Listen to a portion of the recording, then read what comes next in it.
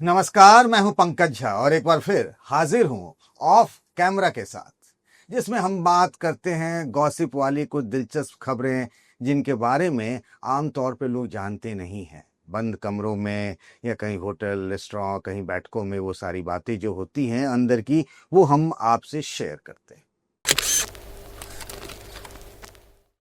ताजा मामला एक सीनियर और साथ ही ताकतवर यूपी के एक आईपीएस अफसर की है। दबंग आईपीएस अधिकारी हैं। उनका जन्मदिन था। मैं लखनऊ में था। मैं भी पहुंच गया, बधाई दी, शुभकामनाएं, जैसा होता है जन्मदिन। बहुत सारे लोग आ रहे थे, फूलों का गुलदस्ता लेकर, कोई कुछ लेकर के। वहां भीड़ लगी हुई थी।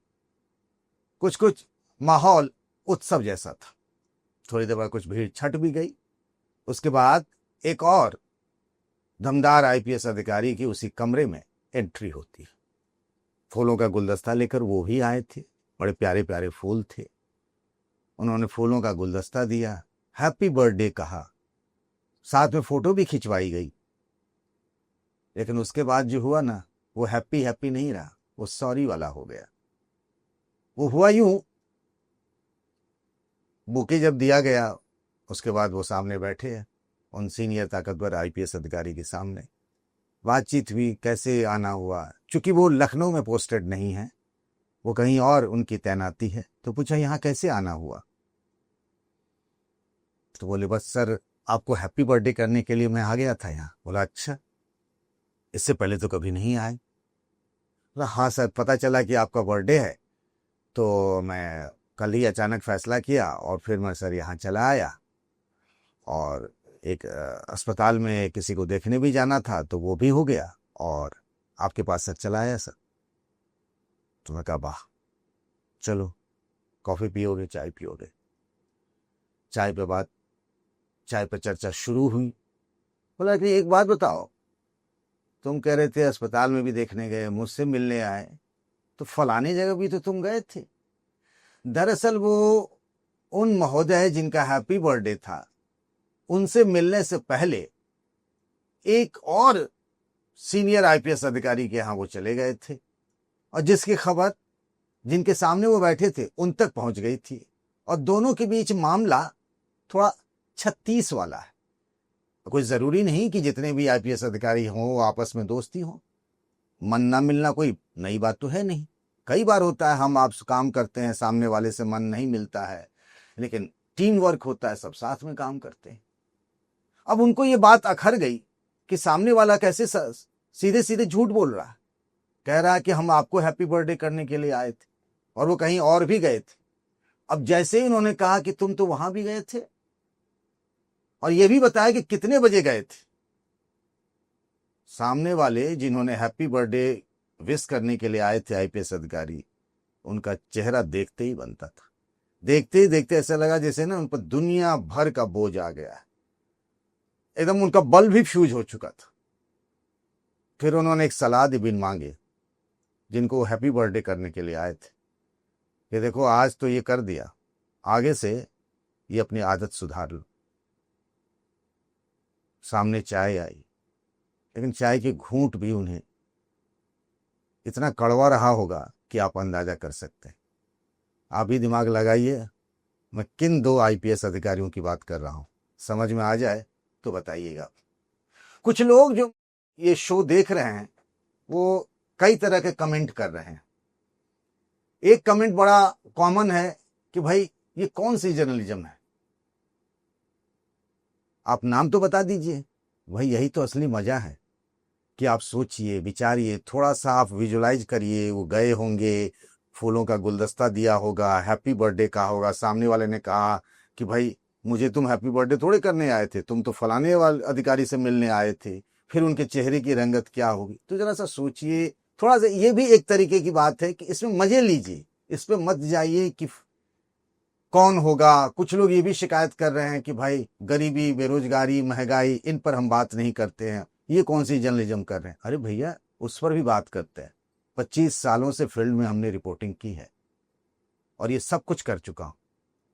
और आज भी करता हूँ, वो भी देश के अलग अलग हिस्सों से। बहुत कुछ हमने देखा है। ये एक अलग तरीके की कहानी है, गॉसिप वाला कॉलम है, ये भी चलता है अखबारों में, टीवी में भी। हमने कहा हमारे पास कुछ चीजें हैं तो आपसे हम साझा करते हैं। अब ऑफ द कैमरा की दूसरी जो एक स्टोरी है वो थोड़ी सी धमाकेदार स्टोरी है, क्योंकि वो जो कुछ हुआ सब कुछ मुख्यमंत्री योगी आदित्यनाथ के सामने हुआ, इसीलिए ये हम इसको कह रहे हैं कि थोड़ा सा ब्लास्टिंग है, धमाकेदार है।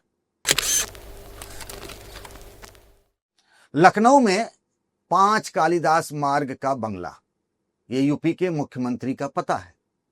शाम के 6 बज रहे थे। एक बड़ी मीटिंग शुरू हुई जिसमें कई सीनियर आईएएस अधिकारी थे, एक मंत्री भी थे। बैठक शुरू हुई। करीब 40-45 मिनट तक अपने अपने विभाग की बात रखी गई, समीक्षा हुई, क्या हुआ, कितना काम बाकी है, क्या क्या आगे करना है। बैठक खत्म हुई। यूपी के सबसे बड़े आईएएस अधिकारी, यूपी के सबसे बड़े आईएएस अधिकारी, उन्होंने बैठक खत्म होते ही मुख्यमंत्री से कहा, मुख्यमंत्री जी मुझे आपसे कुछ कहना है।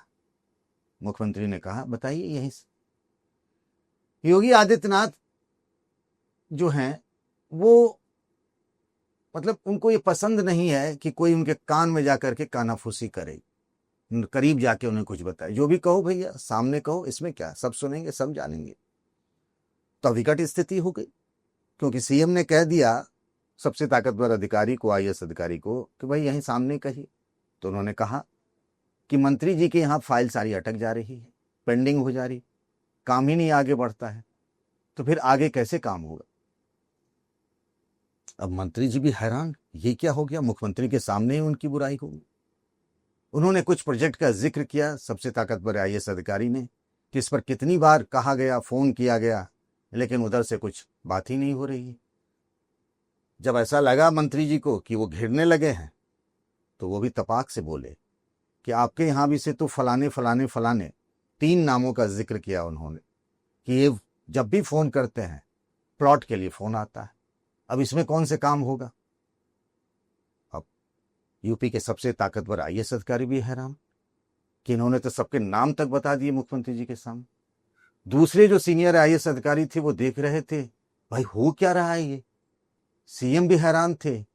उन्होंने बैठक बुलाई थी कि यूपी में अच्छा काम हो, विभाग की समीक्षा करेंगे, क्या कमी रह गई उसे पूरा करेंगे, क्या और बेहतर किया जा सकता है इस पर चर्चा करेंगे। ये तो दोनों एक दूसरे की पैंट उतारने में लगे, दोनों एक दूसरे पर आरोप लगा रहे हैं। उन्हें जब लगा कि अब तो बात बढ़ सकती है, तो फिर उन्होंने अपना रौद्र रूप अपनाया। लेकिन तब तक बात बहुत आगे बढ़ चुकी थी। तलखी ऐसी थी कि मत पूछ। और ये कहानी धीरे धीरे, चूंकि उस वक्त कमरे में 1 2 3 नहीं 13 लोग मौजूद थे, जिसमें से 7-8 तो अधिकारी थे। अब ठीक ठीक गिनती मैं अभी बता नहीं पा रहा हूं। कुछ और लोग भी थे जो कार्यक्रम को नोट करते हैं, सीएम ऑफिस के भी कुछ लोग थे। और ये सब अब कहानी धीरे धीरे रिस कर जा रही है। वो ट्रिकल डाउन थ्योरी कहते हैं ना, उस बैठक की बात अब कई आईएएस आईपीएस अधिकारियों के कमरों में इस पर चर्चा हो रही कि अब क्या होगा, काम किसका लगेगा, किसका नुकसान हुआ इस झगड़े में। सब अपने अपने हिसाब से इसकी व्याख्या कर रहे हैं।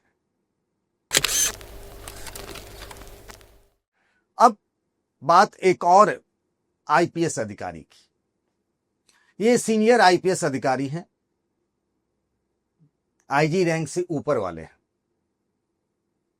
अब ये भी एक हिंट दिया, पिछले 2-2.5 साल से उनके पास जब कोई उनका करीबी दोस्त होता जाता है या उनके बैच के आसपास का आईएएस आईपीएस अधिकारी उनसे मिलने जाते हैं, तो सबको वो एक बात जरूर बताते हैं बड़ी तसल्ली से कि एक बार बताइए कि जब रिटायर हो जाएंगे तो कहाँ रहा जाए, लखनऊ रहा जाए कि नोएडा रहा जाए, कहीं पहाड़ पे बस जाएं। अब बच्चे तो फिर सब विदेशी चले जाएंगे, अपने पास तो कोई रहेगा नहीं, ऐसी जगह रहें जहाँ से एयर कनेक्टिविटी अच्छी हो, कहाँ रहा जाए।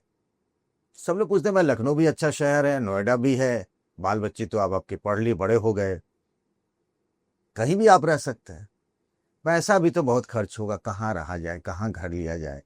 सब तो जमीन में, फ्लैट में, घर में के दाम में तो आग लगी हुई है। लखनऊ में भी वही हाल है, नोएडा में भी है। हम तो सोच भी नहीं सकते। बात यहीं पर आकर खत्म हो जाया करती। अभी क्या हुआ कि एक वेबसाइट है जिसपे सारे आईएएस और आईपीएस अधिकारी अपनी संपत्ति का ब्यौरा डालते हैं। अब उनकी संपत्ति का ब्यौरा एक अखबार में छप गया। अब उस अखबार में जो संपत्ति का ब्यौरा है, पहले तो वो ये बताते थे सबको, जो भी उनके पास जाता था, कि भाई हम कहाँ रहेंगे, क्या करेंगे रिटायरमेंट के बाद, मेरे पास तो कुछ है भी नहीं, सब तो बाल बच्चों को पढ़ाने में खर्च हो गया। अब जब संपत्ति का ब्यौरा आया है तो पता लगा कि भाई साहब की संपत्ति तो देश के कोने कोने में है। यूपी में भी है, यूपी के बाहर में भी है। एक नहीं है, दो नहीं है, तीन नहीं है, चार नहीं है, उससे भी ज्यादा है। घर, मकान, दुकान सब है। अब सब जिन लोगों के सामने उन्होंने ये बात कही कि भाई रिटायरमेंट के बाद क्या करूंगा, मेरे पास तो कुछ है नहीं, कहाँ क्या करूंगा, वो सोच रहे हैं भाई क्या कहानी बनाते हैं ये आईपीएस अधिकारी। सब आजकल आपस में एक दूसरे से यही कह रहे हैं कि भाई आपको भी उन्होंने ये कहा, आपको भी उन्होंने ये कहा। आप भी दिमाग लगाइए कौन होंगे। याद तो होगा आपको कि यूपी के एक सीनियर आईएएस अधिकारी हाल फिलहाल में सस्पेंड हुए। तमाम तरह की जांच की, उनकी खबरें भी आ रही हैं। कोई ऐसा दिन नहीं है जब अखबारों में उनका नाम नहीं छपता है। और भ्रष्टाचार के आरोप में वो सस्पेंड कर दिए गए। बहुत तरह तरह की बातें कही जा रही हैं, बताई जा रही हैं, सुनाई जा रही हैं। जितने मुंह उतनी ही बातें। अब मामला क्या है इसमें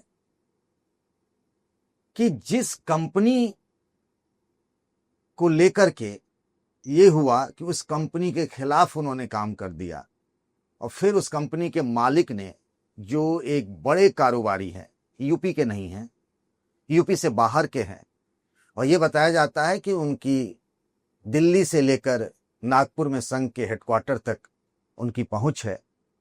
उनकी शिकायत पर मुख्यमंत्री योगी आदित्यनाथ ने उस आईएएस अधिकारी के खिलाफ, उनके खिलाफ कार्रवाई की। जहां तक तो बात आप सब जानते हैं। बात यहां से आगे की है तो बड़ी इंटरेस्टिंग है। वो सज्जन अभी लखनऊ आए थे। लखनऊ के एक 5 स्टार होटल में ठहरे थे, और चूंकि उनकी कंपनी के मामले में एक आईएएस अधिकारी सस्पेंड हो गया, तो एक तरीके से मैसेज चला गया है कि वो बड़े ताकतवर हैं, कि उनकी एक शिकायत पर मुख्यमंत्री जी ने इतनी बड़ी कार्रवाई कर दी। आमतौर पर माना जाता है कि आईएएस अधिकारी जल्दी सस्पेंड नहीं होते। आईपीएस तो सस्पेंड हो भी जाते हैं, होते भी रहते हैं, लेकिन आईएएस का मामला थोड़ा सा अलग होता है। कहते हैं पूरी आईएएस लॉबी उनके साथ हो जाती है और फिर वो बच जाते हैं, या फिर उन्हें बचा लिया जाता है। तो वो जो कारोबारी हैं, बिजनेसमैन है ना, उनका भौकाल बहुत टाइट हो गया। कई लोग उनसे मिलना चाहते हैं, और जब खुद ही वो कहते हैं ना कि प्यासा जाता है कुएं के पास, और जब ऐसा हो जाए कि कुआं ही प्यासे के पास आ जाए, तो वो जो बिजनेसमैन है वो आ गए लखनऊ। एक 5 स्टार होटल में रुके। अब वो क्यों आए थे इसकी जानकारी तो अभी नहीं हुई। क्या किसी शादी ब्याह में आए थे या किसी के कार्यक्रम में आए थे, ये मुझे भी नहीं पता है, पर आए। जैसे ही पता लगा अफसरों को, आईएएस आईपीएस अफसरों को, लिस्ट देखता हूं मैं, चूंकि मैंने भी कुछ पता किया। जिस होटल में वो ठहरे थे वहां से जो जानकारी मिली, 5 सीनियर आईएएस और 3 सीनियर आईपीएस अधिकारी उनसे मिलने गए। वाह, क्या कमाल का करिश्मा हो रहा है। जिनको वो फोन करते थे कि भाई साहब आपसे बात करनी है और मिलना है, और वो लोग समय निकालते थे कि थोड़ी मीटिंग है, उसके बाद हम मिलते हैं, वो दौड़े दौड़े चले गए उनके पास उस 5 स्टार होटल में मिलने के लिए। और सब जाकर एक ही बात बोले, कोई भी दिक्कत हो ना, किसी भी तरीके की, कहीं कोई अड़चन हो, कहीं पर आपका जहां जहां पे फैक्ट्री है, आपका जहां जहां भी काम है, थोड़ा बहुत भी लटके तो आप तुरंत मुझे बताइएगा, मैं यहां हूं ना, मैं आप इन सारी चीजों का ख्याल रखूंगा। गजब कमाल का है। जिनकी फाइलें अटकाई लटकाई जा रही थी, वो कितनी द्रुत गति से वही आईएएस आईपीएस अधिकारी उनके पास पहुंचने लगे। मतलब एक तरीके से होड़ मची है, रेस मचा है कि वो जनाब जो है बिजनेसमैन वो खुश रहें, वो जहां भी जाएं तो जिक्र करें कि अरे फलाने अधिकारी थे, गुप्ता जी थे, सिंह जी थे, अग्रवाल जी थे, बड़े अच्छे हैं, मिश्रा जी थे, बड़े अच्छे अफसर हैं भाई। सबकी बस यही चाहत है और इसी चक्कर में दनादन करके वहां पहुंच गए। और मामला तो एक और पेचीदा हो गया कि एक आईएएस अधिकारी उनसे मिलने के लिए गए थे, कमरे में बैठे ही थे, तब तक में दूसरे पहुंच गए और उन दोनों के भी रिश्ते बहुत अच्छे नहीं है, बड़ा कॉमन है यूपी में। उन्होंने उनको देखा उनके पास, तो जिसकी सुध लेने वाला कल तक कोई नहीं था, एक घटना हुई, मुख्यमंत्री ने एक एक्शन क्या ले लिया।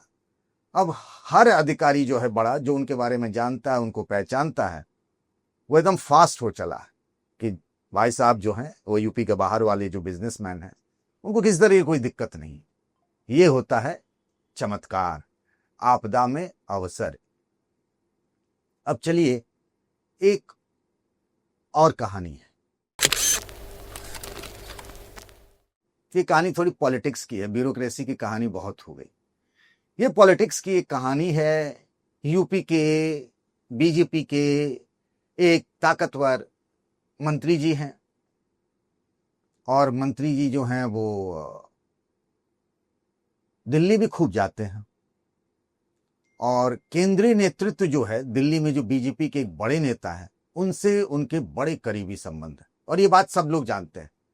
मतलब दिल्ली के जो बड़े मंत्री हैं, बीजेपी के बड़े नेता हैं, कई राज्यों में संगठन का काम भी देखते रहे हैं। वो कहा जाता है कि अगर उनसे किसी मदद की गुहार हो, कोई मदद की जरूरत हो, तो यूपी के इन बीजेपी के नेता को आप फोन कर लें तो काम 100% आपका हो जाएगा। यूपी के जितने भी बीजेपी के नेता हैं वो उन केंद्रीय मंत्री जी के पास जाते हैं, तो ये जो यूपी बीजेपी के नेता हैं उनकी अनदेखी नहीं कर सकते। सबको पता है कि वो मंत्री जी के सबसे खास भाई साहब हैं ये। पर अब उनको कंपटीशन मिलने लगा है। एक और व्यक्ति हैं जो पहले किसी और पार्टी में थे, फिर वो बीजेपी में आए और यूपी में प्रभारी रहते हुए वो जो मोदी सरकार में मंत्री हैं, उन्होंने जब दूसरी पार्टी से वो नेता आए तो उनके लिए बहुत बड़ा काम किया। मतलब उनको दूसरी पार्टी से लाए और उनको महत्वपूर्ण, उनका एक बड़ा काम भी कर दिया। किसी ने सोचा भी नहीं होगा कि ये काम हो जाएगा, पर उन्होंने कर दिया। इसके लिए बीजेपी के कुछ नेता नाराज भी हुए, लेकिन अब उतने बड़े बीजेपी के नेता से वो उस इलाके के नेता जो बाकी थे, जिनको तकलीफ हुई, वो कर भी क्या सकते थे। लेकिन अब तकलीफ उन्हीं नेता के जो सबसे करीबी माने जाते हैं यूपी के, वो बीजेपी नेता, उनको खटकने लगी। क्योंकि जब ये जो नए नए दूसरी पार्टी से आए हैं नेता, जब उन्हीं केंद्रीय मंत्री जी के घर गए और वो सामने वाले भी बैठे थे जो अभी तक माने जाते रहे उनके सबसे करीबी हैं, तो उन्होंने कहा भाई देखो, अब यूपी से जो भी लोग आए तो उनकी जिम्मेदारी इनकी है। यानी वक्त बदल रहा है। अब ये मैसेज चला गया है कि अब यूपी में उन मंत्री जी के, बीजेपी के बड़े नेता के 2 खास हो चले। तो आज के लिए बस इतना ही। अपना ख्याल रखिएगा। नमस्कार।